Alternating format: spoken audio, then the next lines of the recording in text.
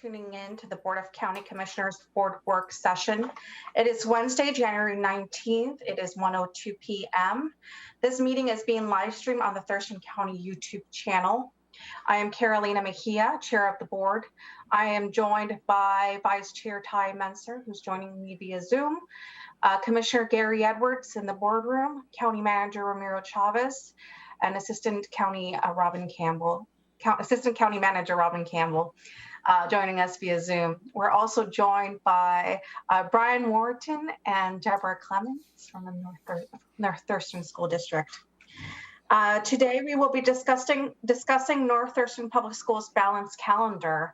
And so with that, I am not sure who I pass it to. Do I pass it to you, Ramiro, or Brian? Yeah, thank you. So I really appreciate joining us this afternoon. I believe this informational briefing. I was able to attend this particular briefing that Deb provided to the roundtable early in the week. So I look forward to listen to what you have to say. And again, this is just informational. No action is requested by the board at this time. Well, I really appreciate some time on your calendar. I think Patrick Murphy from the Olympia School District will be joining us. Brian Wharton, of course, is the superintendent with the Yelm Public Schools. And we are, all of our districts are in the process of exploring a balanced calendar. We all have different processes for how we're going about doing that exploration. The Office of the Superintendent of Public Instruction has provided grant opportunities for school districts to engage in a balanced calendar study. So in North Thurston Public Schools, we started this work last spring. We have put together a committee of 50 individuals representing all different roles, both within our organization as well as some key partners, such as childcare providers, to begin to dive in and look at both the benefits and the challenges of transitioning to a balanced calendar. I have a slide that I would like to share, and I also have a short video that I think does a nice job of capturing some of the reasons why school districts are looking at a balanced calendar. So if it's okay with you, I am going to go ahead and adjust my screen here a little bit. I am going to, not going to go into the whole screen share mode because sometimes that is more challenging to be able to navigate, but I am going to pull up. Do you see the slide that shows the three pie charts? Yes. Okay, so I want to begin by sharing that a balanced calendar is the same number of instructional days as what the current model for instruction provides in Washington State. The difference is how those days are organized. And in this particular review, the goal is to, so let me begin. I'm sorry, Patrick just texted me. Make sure he says he's waiting to be let into the Zoom.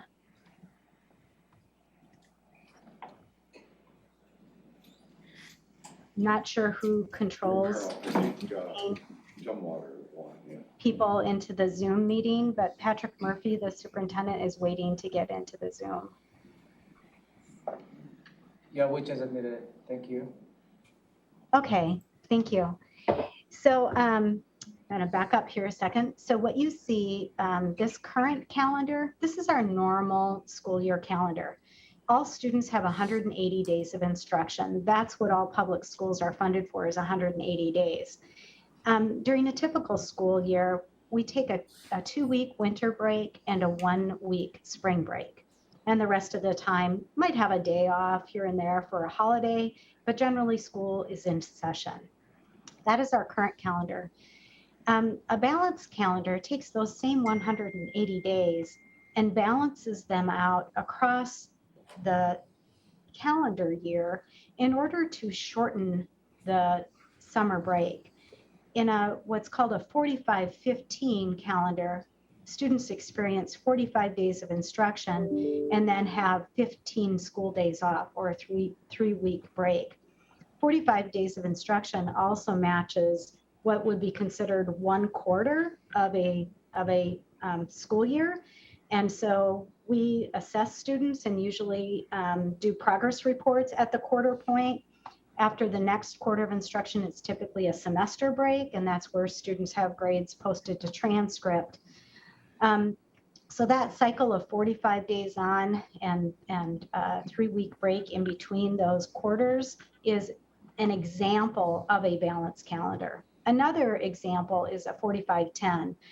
You have 45 days of instruction with a 2-week break between each of those different instructional periods. And you end up with about a 7 to 8 week summer break. So instead of an 11-week summer break, you transition to a shorter summer break with the same number of days of instruction. So that is the description of a balanced calendar. I'm now going to show you a short video that explains why that longer summer break is not beneficial for all students. So let me share my screen again.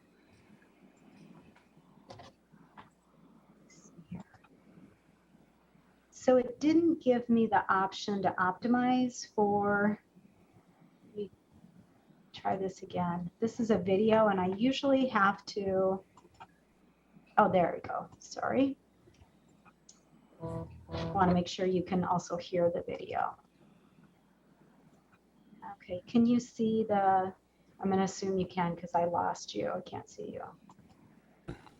Let's look at two children, one from a middle-income family, the other from one of the millions of low-income American families. As the two kids head off to kindergarten, look what happens. The middle-income child starts out with a 6-month lead. The low-income child is already falling behind because of a lack of access to early reading and preschool education. During their year in kindergarten, in the same school and classroom, the two children will learn at about the same rate, so we'll move them both forward 9 months.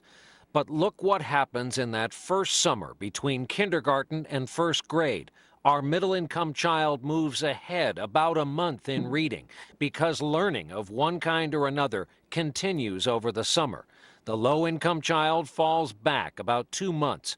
So when school begins again, when they go back for first grade, the gap between them has already widened. During first grade, again, they move ahead at about the same rate, another 9 months.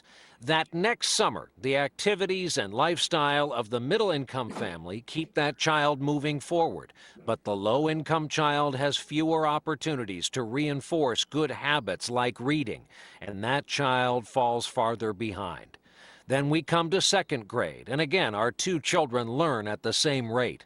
But the summer after second grade sets our low-income child back again, and our middle-income child moves forward again, and the gap widens again. By just the third grade, the two children are already far apart. By the end of fifth grade, the gap between the children is 2.5 to 3 years. It will keep growing through middle school. So you see, without addressing what's happening during the summer, it is impossible to ever catch up. It's impossible to close the gap. No matter how much high-quality learning goes on from September to June, every year the gap widens. So that video does a good job of capturing for children who are living in poverty how that time away. If your child I've got lives in a to exit out of that. How that time away from school is really detrimental to their ability to retain what they've learned and continue with their grade level peers. So that's the big motivation for looking at a more balanced calendar year for the school year. The other reason is that the research shows that all students actually benefit in a more balanced calendar, and staff benefits because they have breaks throughout the school year. Districts that adopt a balanced calendar use those intersessions, those 3-week breaks or 2-week breaks, to provide additional services to children who need it.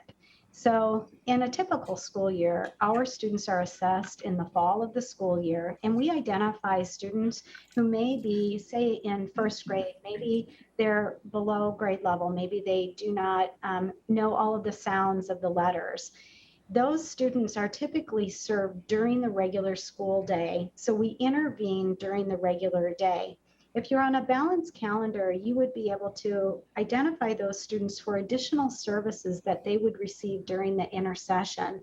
So you have more just-in-time interventions with children. They don't have to wait all the way until the first summer school possibility to receive additional instructional services beyond that regular school day. Staff benefits from a balanced calendar because they then get to have some breaks throughout the school year. And secondary students, like middle school and high school students, I mentioned that you can line up a balanced calendar with the quarter breaks. If you have a student who's fallen behind, maybe they were sick and missed out on a week of school and they're still trying to catch up, during those breaks, they would have that opportunity to get caught up and then continue on and have a passing grade for that first quarter of instruction instead of trying to catch up with the regular school session. So there's a lot of benefits to shortening the summer break and creating intersessions or breaks throughout the regular school year, both from an instructional standpoint as well as for staff. But there's some disadvantages as well. So one of the things that school districts do is a lot of school construction during the summer months because we have a chunk of time to get big projects completed. Another disadvantage for a school district would be not having adequate air conditioning in schools. If you're going to be starting school in early August, it can be pretty warm in our climate.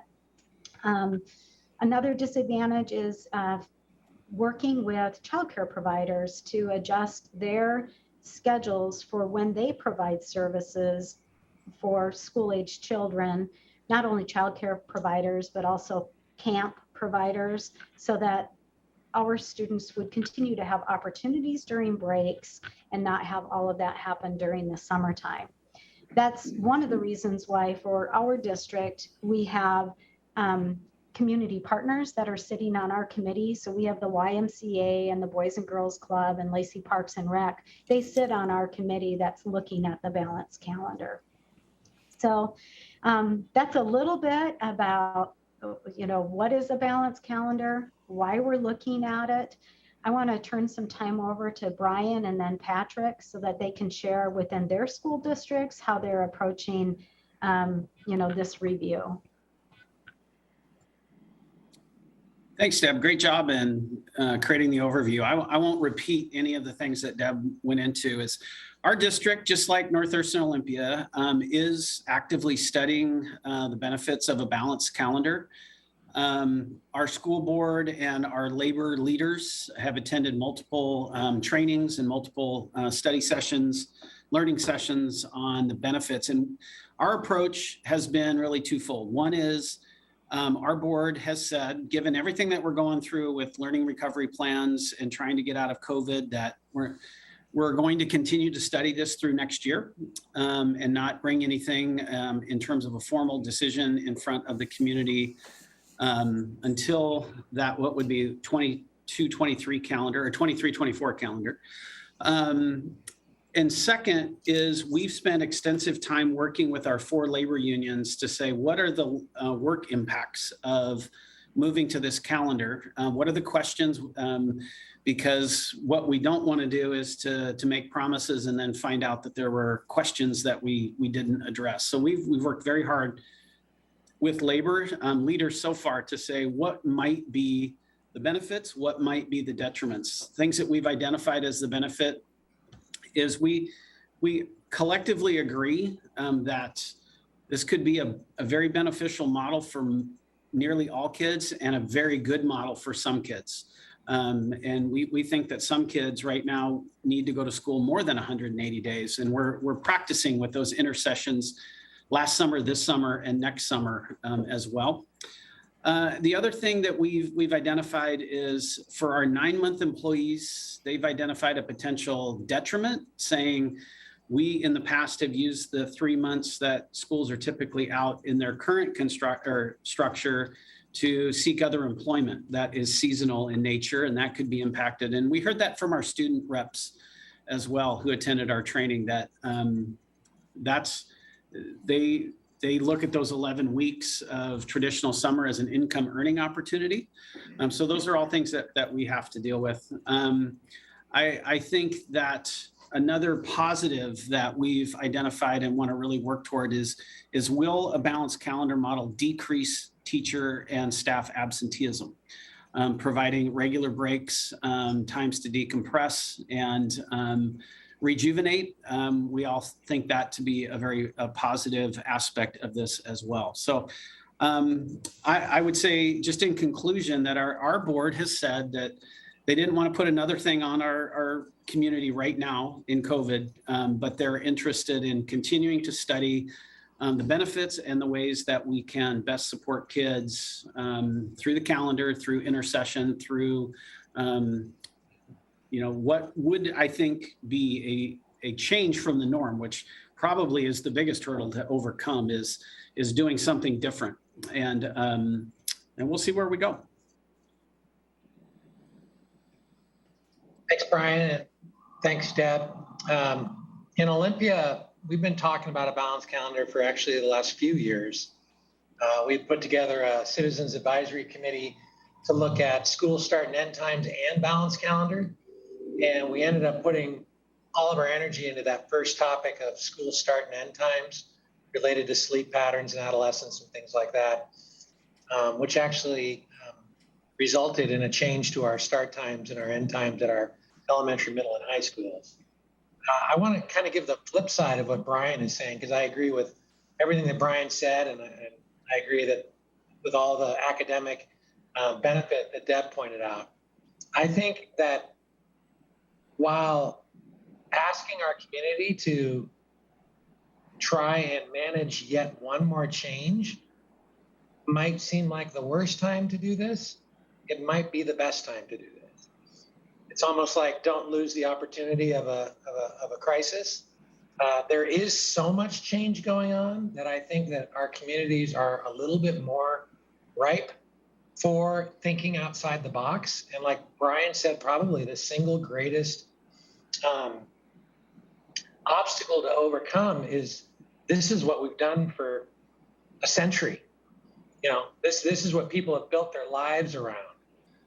That long summer break is just ingrained in all of our memories, all of the adults. I mean, that's just what we do. But in March of 2020, we proved that we can do things dramatically different than what we've ever done when every single school district in the state of Washington went remote for almost a year.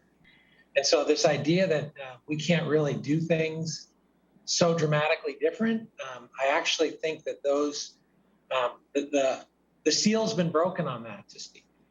And so I think we have an opportunity to really do things that our community might actually be a little bit more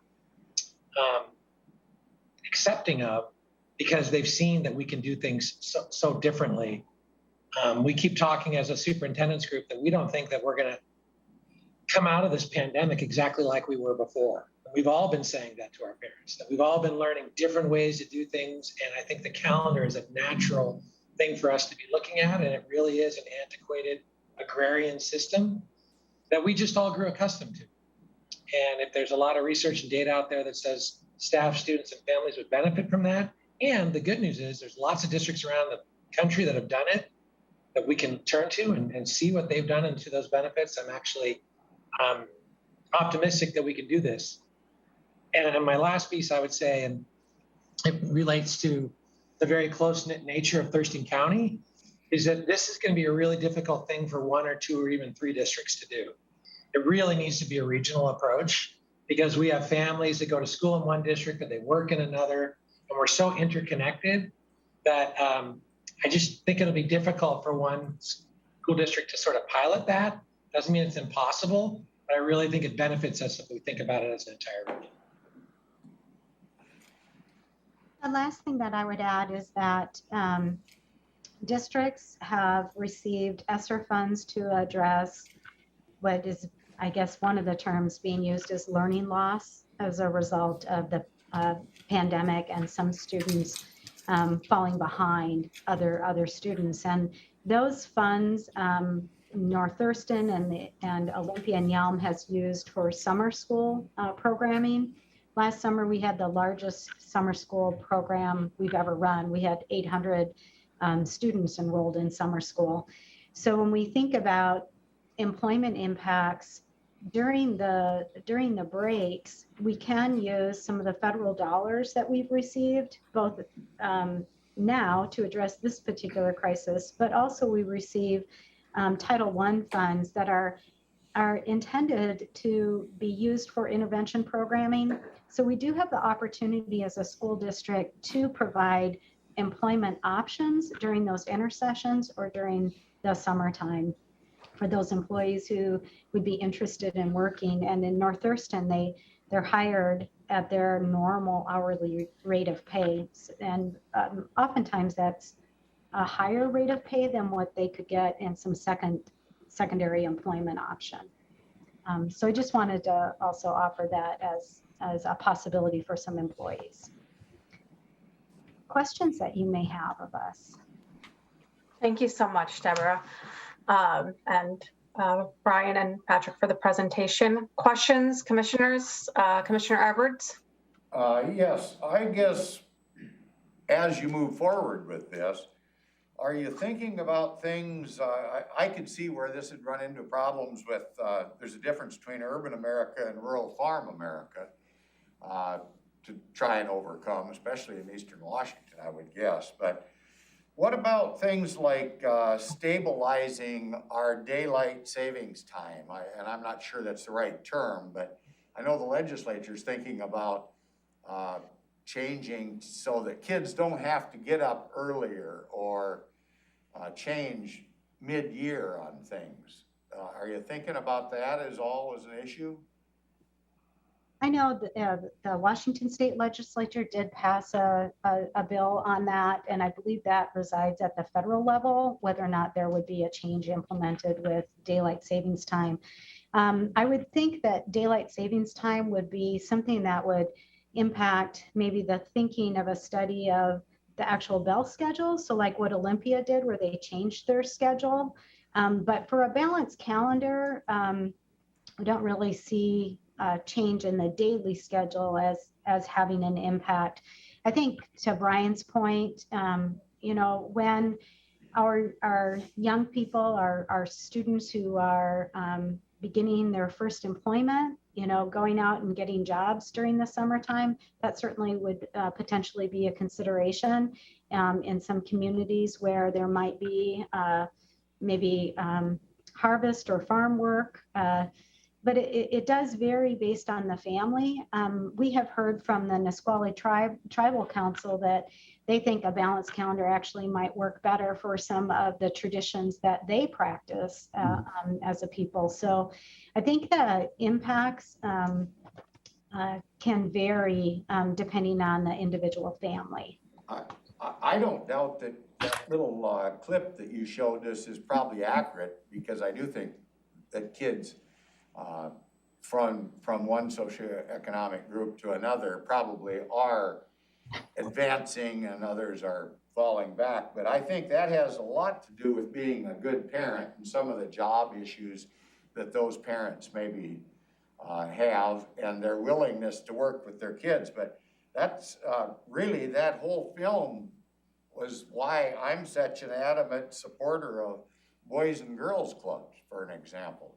They really fill the void in a lot of cases. And I'd like to even see more government support, I guess, for those traditionally 100% community supported to fill that gap. So I don't know if there's any talk about that or not, but I know at our club out in Yelm, there's a lot of instruction that goes on with older students that work in the club and then the younger kids that come in. So I think that gap is attempting to be filled. I don't have an opinion one way or the other on it. I'm sure, I'm glad you came in and gave us a little overview on it. I think it's certainly worth experimenting with, but I do think that we could help in the meantime until you make that final decision. And how could clubs, you mentioned, Deborah, you mentioned Boys and Girls Club and the Lacey Parks and different things. I think everybody wants to have our kids succeed. I think that's kind of the bottom line. Mm-hmm. Yeah, I do think that we have very strong partnerships with community-based organizations that also serve children when school isn't in session, both before and after school, as well as during school breaks. What the research shows is that all students benefit from a shorter summer break. If you talk to our teachers, they will let you know if they're a fourth grade teacher, the children coming from third grade to fourth grade, they spend some time in the fall reteaching some concepts that students should know and be ready to go, but sometimes they need that refresher. So I think that the key of all of those community partners are definitely important for us to best meet the needs of all children in our community. The key is how much time are students away in terms of length of time from instruction, and trying to shorten that up and then dispersing those time periods throughout the calendar. Thank you. Commissioner Menser? I don't know that I really have questions. I mean, this is interesting. My parents were teachers, my step-parents were teachers, my wife's a teacher. So I've heard about this debated in my dinner table since I was, a kindergartner myself.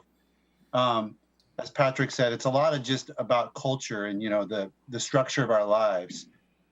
I accept the educational value component that you presented. It makes a good sense. I think the challenge is with just the logistical structure of our lives, meeting those daycare complexities for two working parents or a single working parent. And I kind of agree with Patrick that, I was so shocked by how families adapted to COVID-19. Like, I never would have thought that, my kids luckily are middle and high school, but like Commissioner Mejia, if I had little kids that couldn't be left alone, how do I deal with virtual work? I've got a more than full-time job. I really felt for those families that had to go through that, but the whole structure, like people are just, between I didn't think that was going to work, and it did work somehow, or it sort of worked. So families are being more flexible, employers are being more flexible. The mindset is such that I think we could make something like this work better now than say 5 years ago, where I would have been like, I don't know if you're going to get people on board for this, because I don't think their employers are flexible enough to make it feel like that they can make it work. And again, we all care about kids, but we have to get a paycheck on the table. We have to put food on, we have to pay our mortgages and if employers aren't giving us that flexibility, it's not going to work. But I really think that this might be the right time to make this kind of a move if you really feel like it's going to benefit kids, like in the way that you've described, which I appreciate that information. One thing I would share, because we've had the benefit of, because this is a statewide, there's support for districts to learn more and communities to learn more. We had the opportunity to hear from parents from a school district actually in Michigan. And they talked about how when they had this apprehension as parents of going to a balanced calendar and then lived through that transition. And some of the things that they were worried about losing, like some of their traditions of things that they did in the summertime, and how they then created new traditions of how they were kind of doing vacations during, not during peak times, and some new traditions that they created and experienced. They also talked about, because the school district where they reside, and this is something our school district has really talked about, is if we transition to a balanced calendar, how important it is for us to partner with like the YMCA to have a camp ready to go. And the families talked about that it actually was easier for them to secure options for their kids because the community was partnering around the breaks that were scheduled, and it cost them less as families to, you know, pay for those camps during those breaks. So anyway, I just thought I would share that, and hearing from parents who had lived through that transition was interesting. Thank you. I appreciate this conversation too, because for me as a parent of a young child, my main concern is like my child has fallen so far behind, and just trying to do that catch up with her. And I just find it just such a great conversation. I agree with Commissioner Menser. It's like strike while the iron is hot. I think we've become very adaptable to change, where before there was a little bit more resistance to that. You know, I did have one question in regards to the farm working students. I know that there's some students, especially in high school, where that summer is viewed as an extra income for the family. And Brian, you touched on that as, you know, being kind of one of the possibilities that you're also thinking about how that's going to impact. But I just, again, want to thank you for this, because I think it's a great conversation to have, and spreading awareness of that this is definitely a consideration for school districts. This was really informative. Thank you. You're welcome. Our school district is hosting community meetings over the next 3 weeks, and then the plan for the committee is to make a recommendation to our board of directors in May. They're going to receive an update this month, but a recommendation to the board in May. And to Brian's point, you know, we don't anticipate something happening this fall. If we were going to make a change to a balanced calendar, it would be more than a year and a half from now. So it would be that 23-24 school year.